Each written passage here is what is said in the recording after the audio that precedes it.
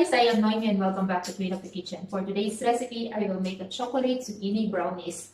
Yes, you heard it right, zucchini. So we have a zucchini in the garden, so I just picked it up before and I already make it really fine using this. Before, I used one zucchini for this, 250 grams. So let's start. The ingredients that we need the flour, sugar, zucchini, cocoa powder, vegetable oil, baking soda, salt, vanilla, chocolate. If you have chocolate chip, it's also good, and cream cheese. So I will only put all these ingredients inside this flour, all the dry ingredients, sugar, powder, soda,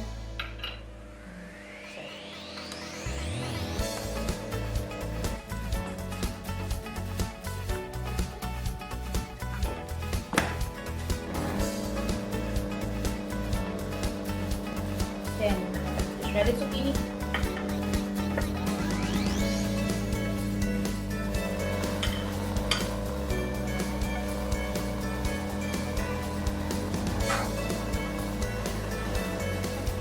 vegetable oil,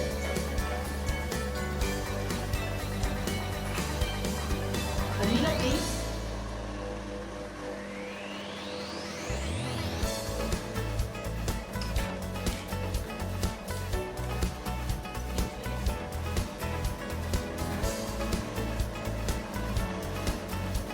then last the chocolate.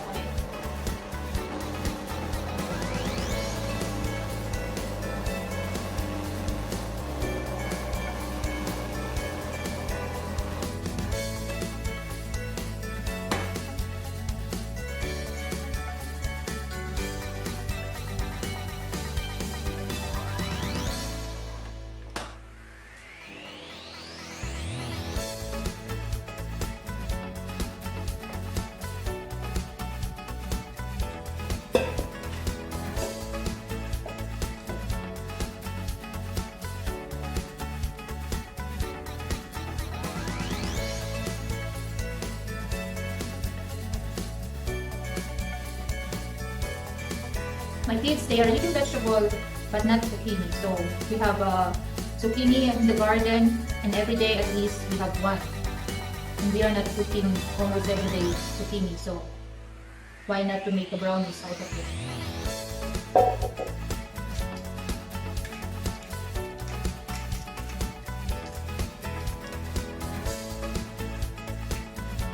Into the oven, I will bake this to 180 degrees for about 30 minutes.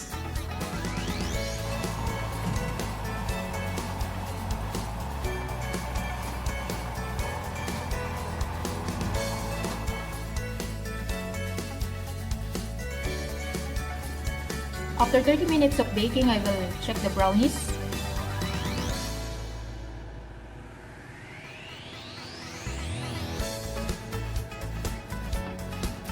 It's still wet a little bit inside, so we will add a little bit time for it to bake, at least 5 minutes. Then after that, I will check it again.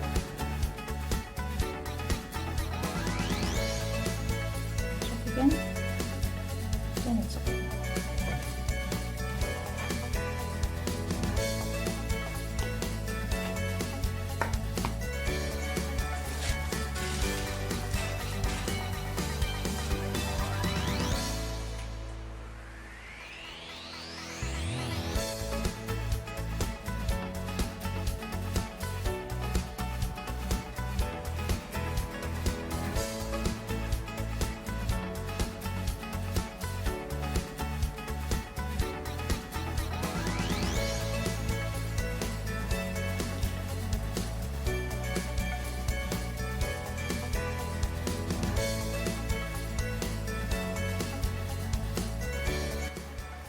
So after cutting the brownies, here are our chocolate zucchini brownies. And to those moms who have kids problem eating vegetables, try this. They will not even recognize that there is zucchini on it. They will only taste chocolate. So, thanks for watching Queen of the Kitchen, and please don't forget to subscribe and share if you haven't yet.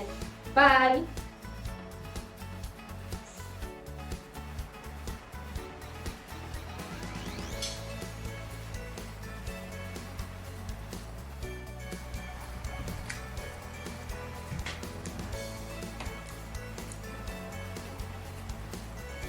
Do you taste the zucchini?